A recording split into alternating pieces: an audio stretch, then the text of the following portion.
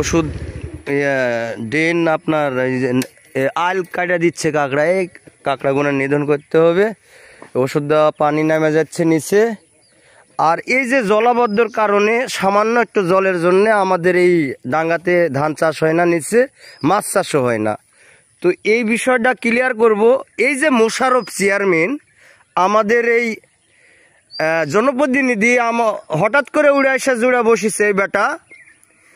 এই যে এখান দিয়ে মনে করেন নদী ছিল, এই দিক দিয়ে ব্রিজ ছিল। আমরা ছোটবেলায় আমরা এই ব্রিজটা বানের বন্যার কারণে বানতাম মাইকিং করে, হাজার হাজার লোক এখানে হইতো। এই এলাকা যত কৃষক ছিল এরা এসে মনে করেন এই ব্রিজটা বান্ধা দিত মাইকিং করে। 7 পাড়া 8 পাড়ার লোক এসে বান্ধা, যার যেটা আছে মানে হাতের যে পায় সেটা নিয়ে এসে মনে করেন বান্ধা দিতাম।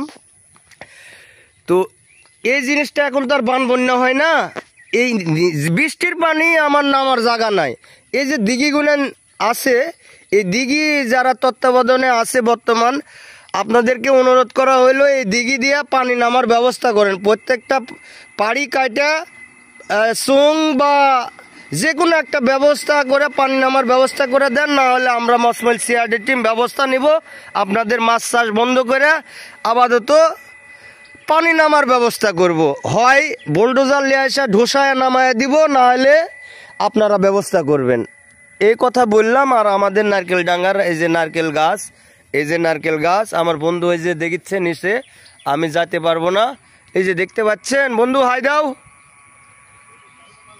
এই যে চলে আসলো, মানে আমাদের বেশি দেখা লাগে না, অল্প দেখলেই বোঝা হয়ে যায় যে কি লাগবে।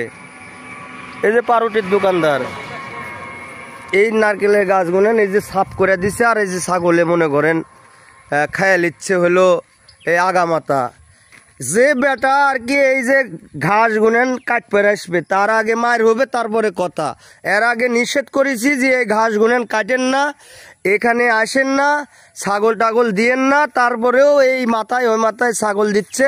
যার ছাগল দিবে তার ছাগল হলো আমরা পিকনিক করে খায়া লিব জবাই করে। কারো বাপের দিন নাই এই ছাগল আটকায়। আর গরু এত ওটি ভাঙা ফেলা দিছে। গরু যারা আপনারা পালবেন তারা সতর্ক করে বাড়ির খামার করে পালবেন। এই মাঠে বিলে ছাড়া দেওয়ার আর দিন নাই। এখন খামারের প্রযুক্তি, উন্নত প্রযুক্তি, এই প্রযুক্তি অনুসারে আপনারা কাজ করবেন। এই কথা বলে আমি বাহাদুর খান, মশমাইল সিআইডি টিমের ডিরেক্টর, আপনাদের মাঝ থেকে বিদায় নিচ্ছি। আসসালামু আলাইকুম, আল্লাহ হাফেজ, আল্লাহ সর্বশক্তিমান। কাট।